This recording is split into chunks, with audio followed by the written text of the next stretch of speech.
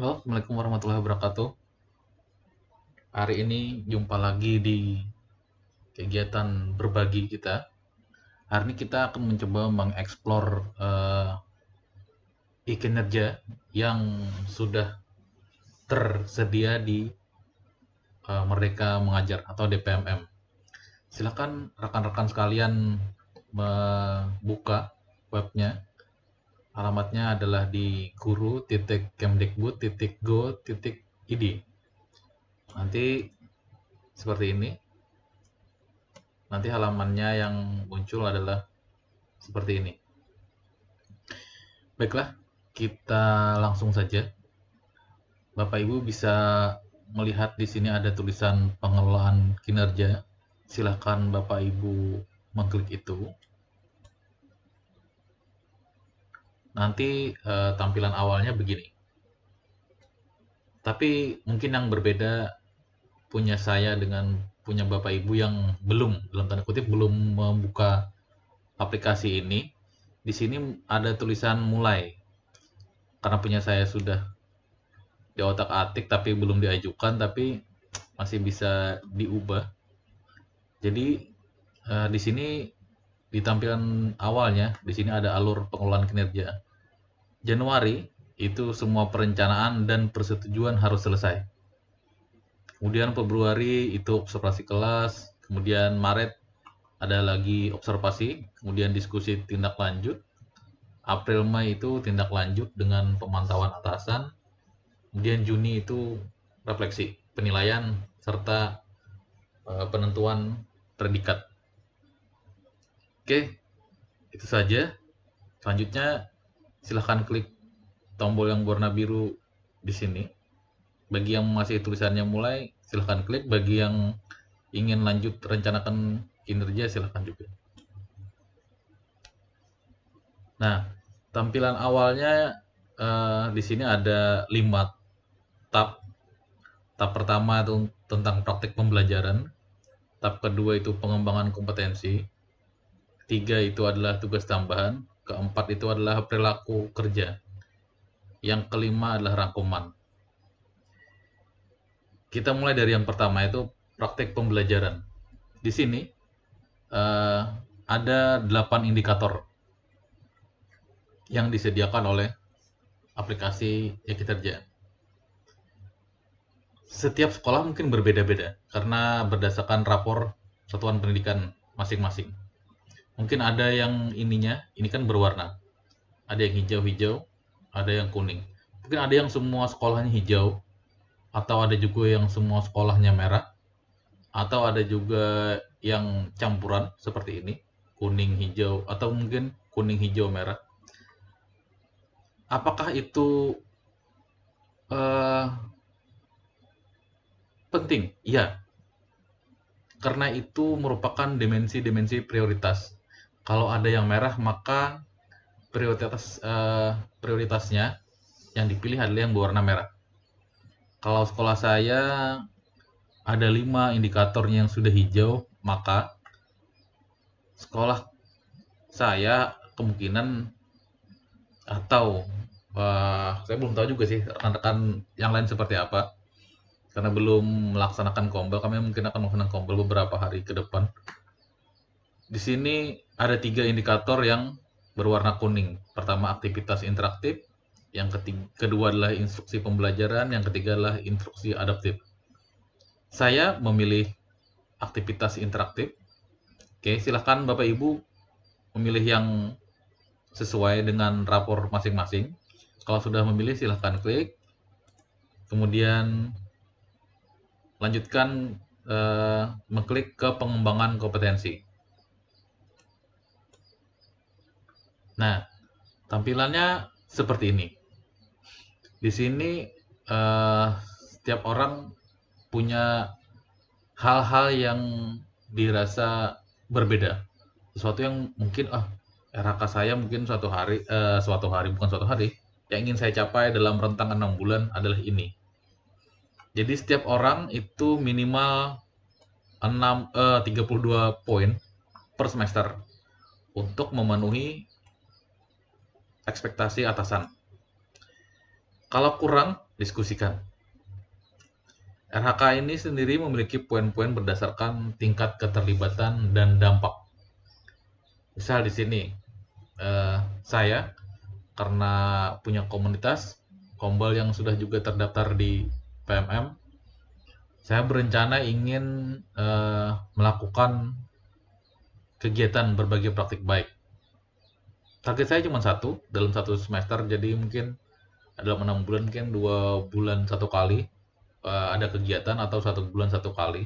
Itu nanti tergantung rapat bagaimana konsep yang dilaksanakan di dalam Kombel. Jadi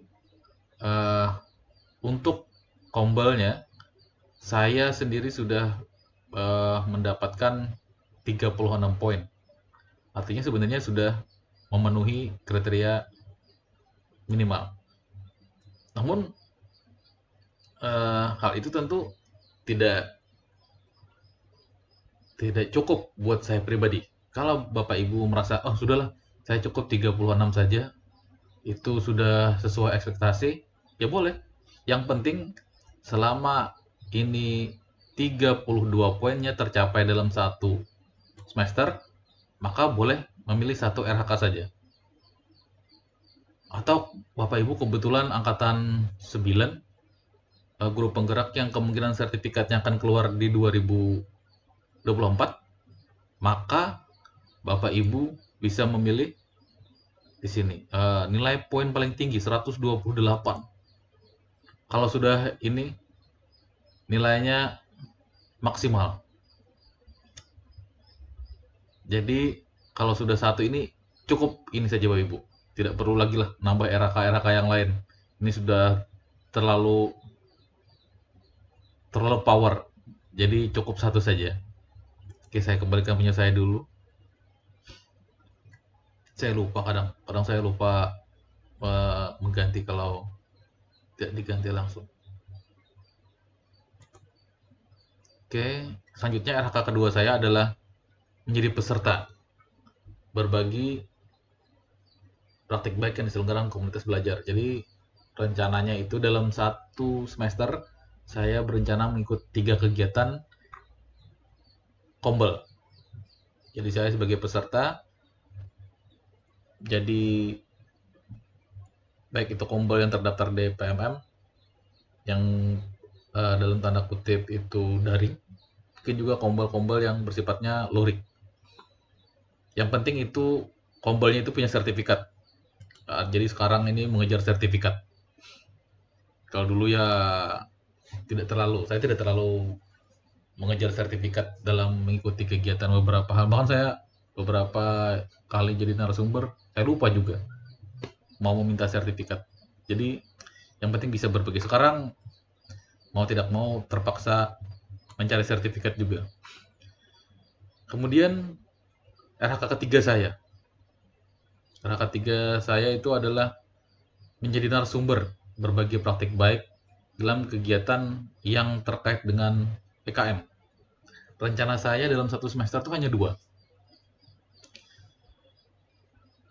Saya tidak tahu apakah nanti ini bisa tercapai atau tidak, tapi saya menargetkan saya bisa melaksanakan 2 kegiatan tersebut dalam satu semester.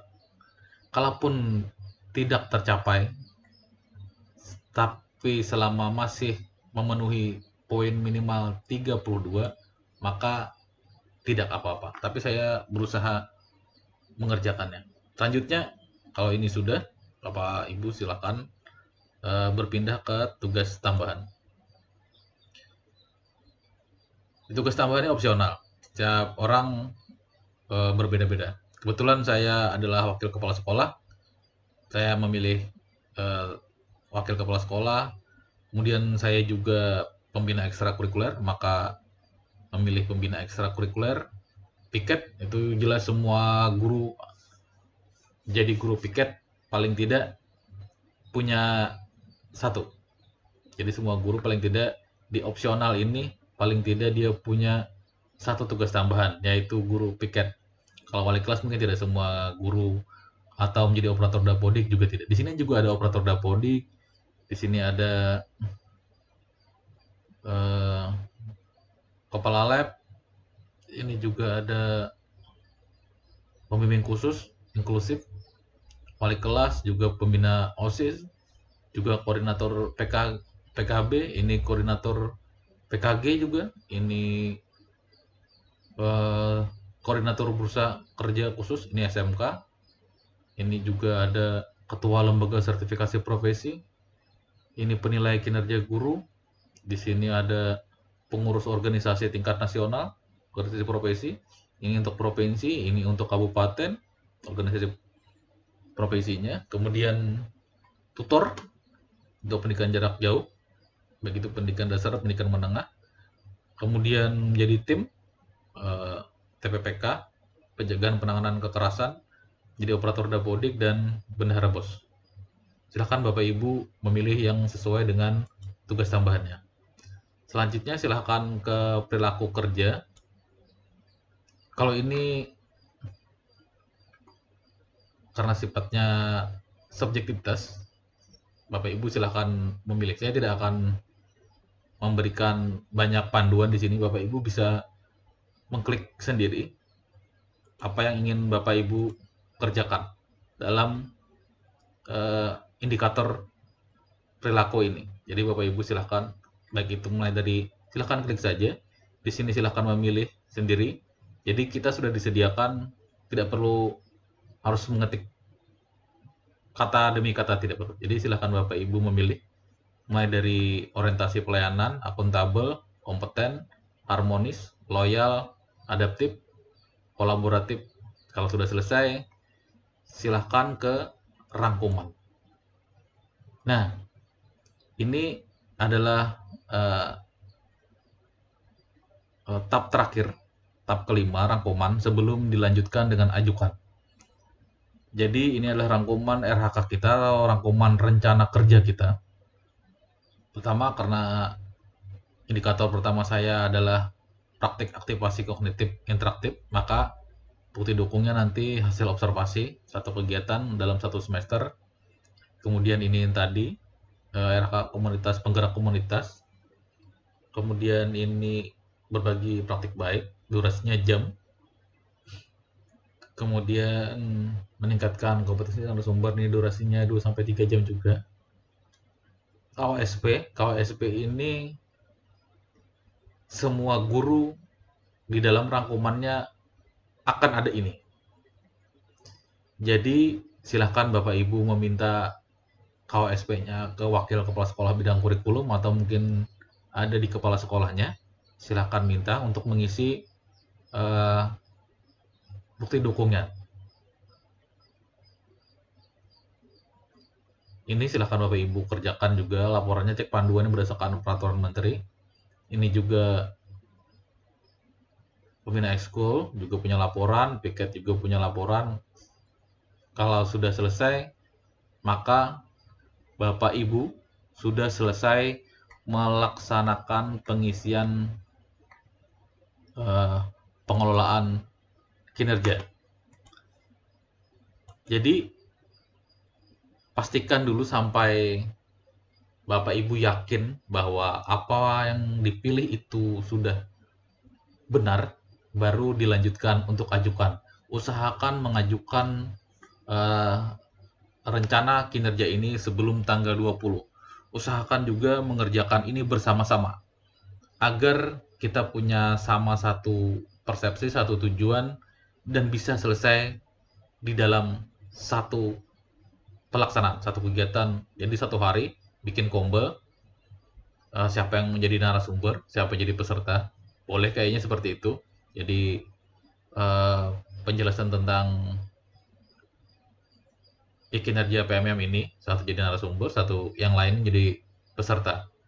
Bikinkan sertifikat, mungkin cukup untuk menambah satu sertifikat. Setelah itu sudah selesai, ajukan kepala sekolah, kemudian akan menyetujui.